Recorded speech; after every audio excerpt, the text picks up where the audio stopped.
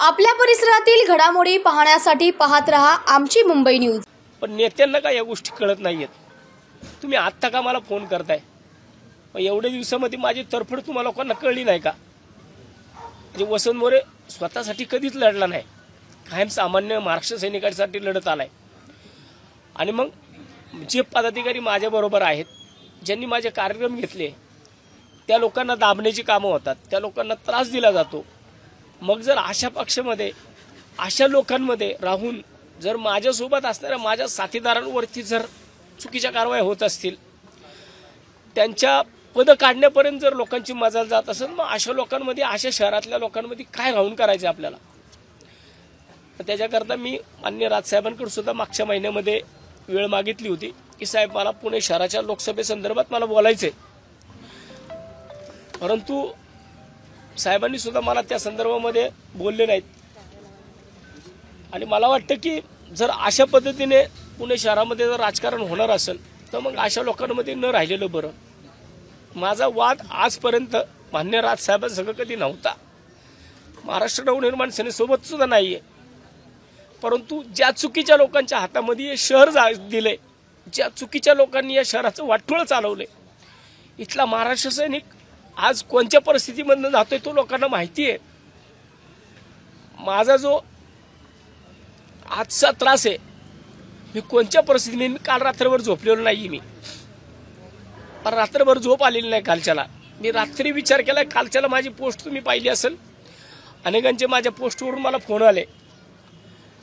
परंतु इतकं सगळं करून मला काल का कुणी विचारलं नाही मला। आज राजीनामा दिल्यानंतर मला का फोन येतात सगळ्यांचे, प्रत्येक पक्षाच्या नेत्यापर्यंत मी माझं गाऱ्हाणं मांडत आलोय। निवडणूक लढवणं हा काय माझा गुन्हा आहे का? जर माझी पक्ष संघटना मला शहरामध्ये वाढवायची असेल तर निवडणूक लढली गेली पाहिजे। आणि पक्ष संघटना जर मोठी होत नसेल, काही लोक शहरामधील निवडणूक आपण लढवली नाही पाहिजे, कशा करता तुम्ही निगेटिव्ह अप्रोच करता? साहेबांपर्यंत पाठवता। अरे या पुणे शहरामध्ये 2012 ते 2017 या कालावधीमध्ये दुय्यम पक्ष म्हणून महाराष्ट्र नवनिर्माण सेना होती। विरोधी पक्षनेता या शहराचा मी होतो। म्हणजे या शहरामध्ये मनसेची ताकद नाहीये का? या शहरामध्ये महाराष्ट्र नवनिर्माण सेनेची ताकद आहे। मी वारंवार सांगत होतो की या पुणे शहराचा पहिला खासदार हा वसंत मोरे होऊ शकतो।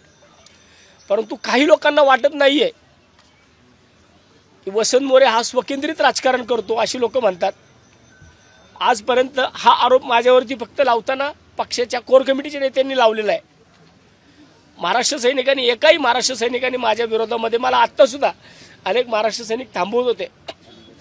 परंतु मला असं वाटतं की कुठवर या सगळ्या गोष्टी मी सहन करायच्या, कुठवर मी या सगळी माझी गाऱ्हाणी मांडत राहायची।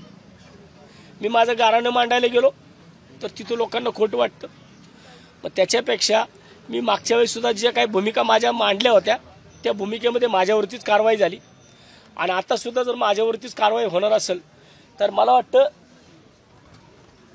कुठल्याही पदावरती न राहिलेलं बरं।